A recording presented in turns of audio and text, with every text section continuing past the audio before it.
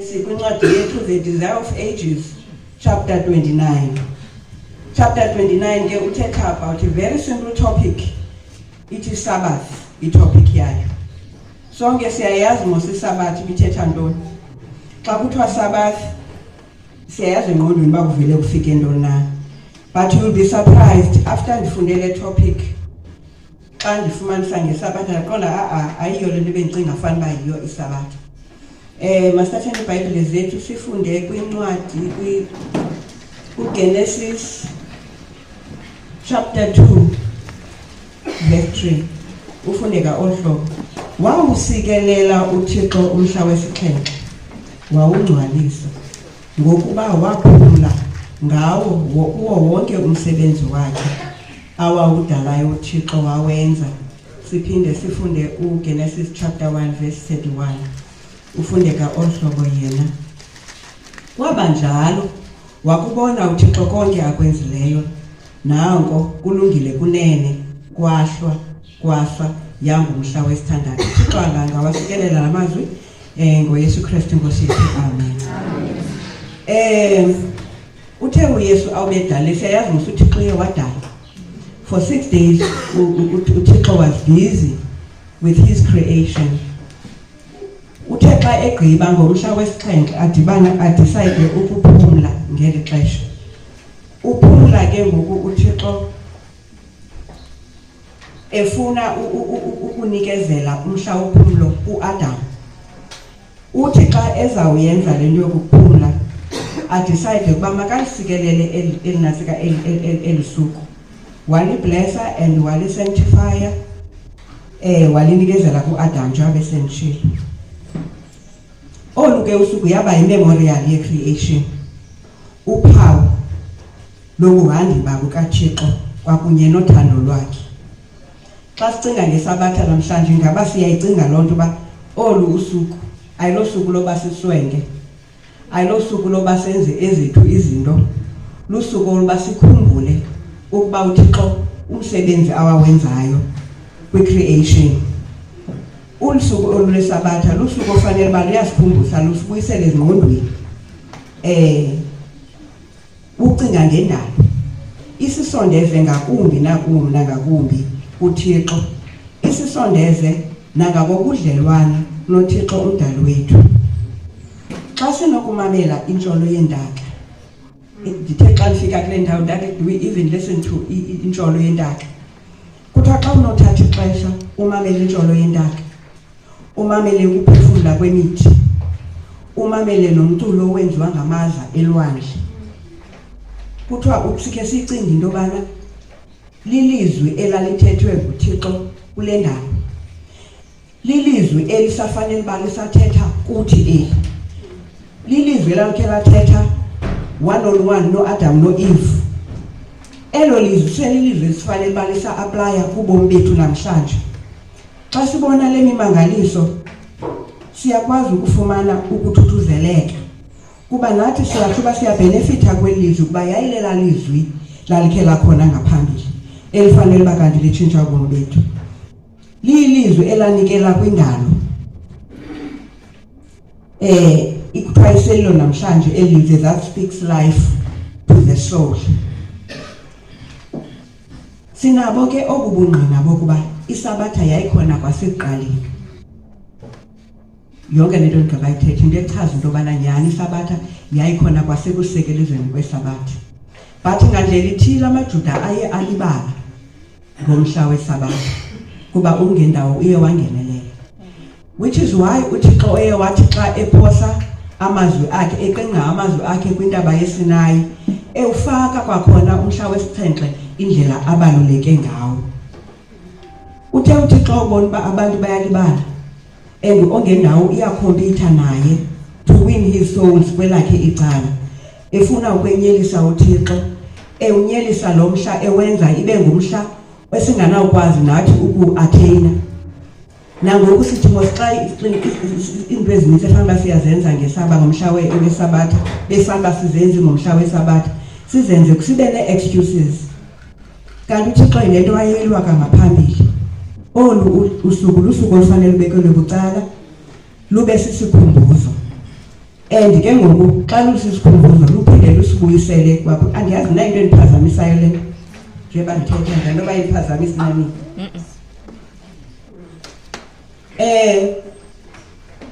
uye wawina ke ongendawo kuba uye wa-influencer ii-leaders zamajuda ezi-influencela into yobana mabathethe nabantu mabathethe nabantu beyigqwetha indaba yesabatha beyenza isabatha ibe into engathi yibhedi ebantwini abantu bayibona isabatha njengento engekho mnandi kanti isabatha yayenzelwe into yoba mayibe sisonwabiso kuthi isabatha yenzelwe into yobana sithi kwiingxaki zonke besijongene nazo phaa ebudeni beveki siyazi uba lukhona uphumlo nalapha eluphumlweni luphumlo olukuThixo but bona bafakelela ezinye izinto ezizawubangela uba ibe yimbi lesabatha inganambitheki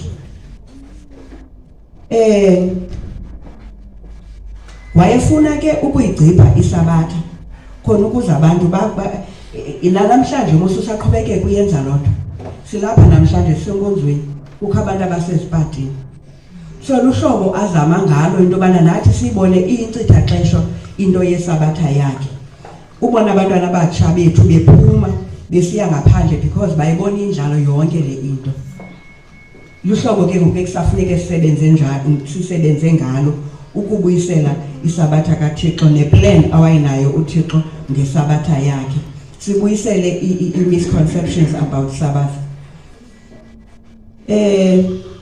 i-Jewish leaders ke njengoba senitshilo bawenza nzima lo mhla wesabatha ufanele into yobana abesisonwabiso ebantwini ikhona ivesi engakhange ndibhale apha echaza indlela isabatha efanele imnandi ngayo leya izawuthi ngenani emasangweni ngenani nitheni nivuya zonke ezazinto but le yandithatha yandisa kwenye indawo ndathi kini bekufanele into yobana kumnandi echaza indlela isabatha efanele imnandi ngayo leya izawuthi ngenani emasangweni ngenani nitheni nivuya zonke ezazinto but le yandithatha yandisa kwenye indawo ndathi kini bekufanele into yobana kumnandi uba sendlini kaThixo but abantu bayenzi kuthiwa kwamabandla ke ade ayenze wesilento kuthiwe ukutya bakufudumeza ngesabatha because baphula umhla wesabatha kukho abantu abangandluli neebhedi zabo kuba besithi bazawuphula umhla wesabatha kukho abantu abangahlambiyo nohlamba ngesabatha kuba besithi bazawuphula umhla wesabatha ndizama ucacisa into yobana singacinga ilela xesha lamajuda kaYesu ngelaa xesha but we still have these challenges kunanamhlanje sibaliselwa ke ngebali likaYesu apha elifumaneka siyazela ibali likaYesu uYesu wayelambile nabafundi bakhe bephuma kwindlu yesifungo bathi xa begqitha kwindawo enentsimi yombona belambile bangena entsimini bayothatha umbona bathi sebethatha umbona bawuthuba umbona bawutya kanti bahamba nezipayisi ezo ziye zabatshalenja ukuba njani ngesabatha ningene entsimini kaThixo nilitye uYesu ke zange wayeka ahambe indlela because wayengumfundisi wayefuna bacacele yamcacisa le nto because babebonakala aba bantu ngabantu abahoye imithetho ehambelana nesabatha bengawuhoyanga owona mthetho wesabatha uba kanti sifanele uba kanti sinobudlelwane noThixo eyona nto babethetha ngayo i-objective yabo yayinye uba wena ungene entsimini ngesabatha ubabalisela ke uThixo into yoba uYesu ngale ndlela uba uDavide wakhe wathi naye elambile ehamba nelakhe igqisa wangena endlini yesikhungu watya the showbread leyo esiyazi into yobana bekufanele uba ityiwa only ngumbingeleli yayingekho semthethweni into kaDavide yotya nabalingani bakhe isonga eso sasilungiselelwe umsebenzi kaThixo but baxoleleka because babelambile uyabakhumbuza ke ngoku uYesu wawo uba lithini ke ngoku kuba kaloku yinto eyenzekile lona esi story esifumaneka kuMatthew 12 chapter 12 verse 7 eyona objective yabo njengoba sendisitsho ke kuba yayingekho ekudibaniseni abantu noThixo to them yengekho kunasika uThixo nokwenza iharmony phakathi kwabantu noThixo. Eyona nto ayifunayo ke uThixo kuthi is the service of love. Ngithanda ufika kule ndawo ndathi ndiyaqala ukuyiva isabatho bakanti is about the service of love. Siyakwazi ungena apha ebandleni kukho ongathethi nomntu, ongabulisani nomntu. Uthi ke ngoku usister wakhe kule ndawo, when this is lacking, the mere round of ceremony is an offense to him. Sizasithi sisabatheni kuba selapha lesibelapha sihlala sixelela uba zawuhlala apha ndithethe neetshomi zam ugqiba ndiphume. Andikhange ndibone ebethi gqiba uthetha apha umama uBhacela ngomntu ozawubashayi, ongekho lula ukuthetha nabanye abantu, akhondise nabanye abantu. Wenza ntoni wena mntu undwebileyo ofana noViwo ukuqinisekisa uba laa mntu uzifilisha accommodatiwe libandla. Uthi ke ngoku Ellen White apha yi-offense kuThixo leyo into yoba ucinga fanele uzawuwe si-selfish. We have become ibandla eli-selfish, elinomna, esijongene neziqu zethu, esingenalo ixesha labanye abantu. Kuthiwa ke umhla wesabatha mhla ofanele uyasikhumbuza uba sifanele ubuthandana. Uthi nalo uqondo uyalidinga uthanda uzoyazi mos. Uyayazi umuntu uba uvuyiswa nento yobana uzombulisa ubuzibunjani. At least ufike endlini esithi at least ukhona into ondihoyileyo. Uyabuya aze ebandleni kaThixo ngenxa yoba ukho ambulisa. Omnye umuntu uyakwazi ungena pha engakhange abuliswe mntu athini akhonze agqibe aphinde agqibe. Masabatha namhlanje siyakhunjuzwa into yoba eyona nto sizele ayo apha, eyona nto ifanele uba isisikhumbuzo ukuthi ngesabatha into yobana sithandane omnye nomnye.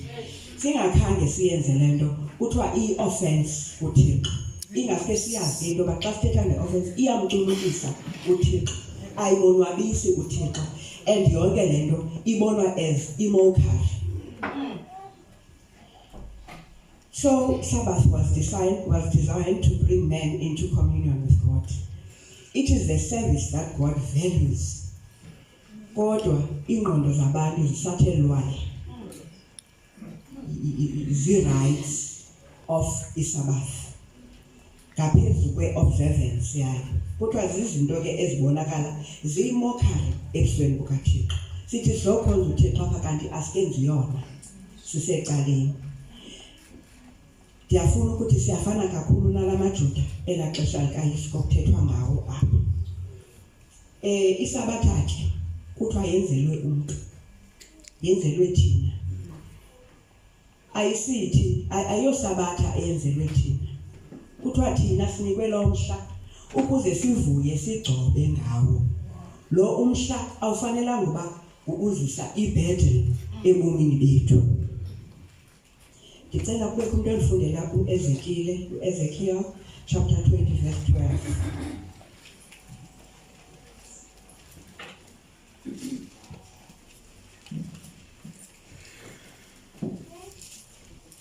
Ezekiel 20. Thina kuthiwa ngalo mhla bethu nani siyangcwaliswa, senziwa ngcwele ngalo mhla. Xa uhleli kuleso situlo unezinto onganemba lo umuntu ndiyamhoya nalo kwenzeka kabuhlungu, eyona nto ebuhlungu. Xa uhleli kweso situlo ucinga fanuba ufanele uyakudiserve ungcwaliswa. Xa uhleli apho ungenzi kakuhle. Ikhona ke i-punishment yomntu ongalihoyiyo elisuku. Ifumaneka phakathi chapter uIsaiah chapter 58 verse 13 to 14. Ndicela 58 at least sengifika kuyo. Chapter 58 verse 13 and 14. Ithi ukuba uthe walubuyisa unyawo lakho kwisabatha, ukuba ungenzi okunanzileyo ngomhla wam ongcwele, wathi ukuyibiza isabatho isisonwabiso, ingcwele kaYehova, wathi inozuku, wayizukisa ke ngokungenzi iindlela zakho, ngokungafumani okunanzileyo, uthethe intetho ezingeni, uyakwandula ukuziyolisa ngoYehova, ndikukhwelise emimangweni yomhlaba, ngikudlulise ilifa likaYehova uyihlo kuba umlomo kaYehova uthethile. Ngiyayiva phofu ke benefits zesabatha ezine uba xa uye wayilandela wawuzukisa lo mhla uba kuyakwenzeka ntoni na kuwe. Kuthiwa kwabo ke baye bafumana isabatha as a sign of redeeming power. Isabatha iyakuba sisonwabiso kubo. Xa uzijongile ingaba isabatha isisonwabiso na kuwe. Ingaba kuba nzima nokuphakama nakulaa bhedi uqonda into yobana andiyi. Kukho amaxesha uzaziba namhlanje into yoba kule veki zayo andiyi kwisabatha engcwele. Namhlanje ke sibuyisele ezingqondweni ku-Ellen White ngokubaluleka kolu suku lokubana it's not about usuku qha, kukuzigoca-goca kwethu nathi kwiintliziyo zethu. UThixo ke masala angasinceda njengoba silindele ukubuya kahle kwesibini. Eyona nto ndicinga iyawutshothela ephambili kukuhoyana kwethu sizi-brothers and sisters in Christ. Sibathande abantu, sibathande abamelwane bethu, sibe yimizekelo khona ukuze uThixo asikhumbule ngomhla wakhe wokugqibela. UThixo angawasikelela la mazwi ngaye uYesu Kristu Nkosi yethu. Amen. Amen.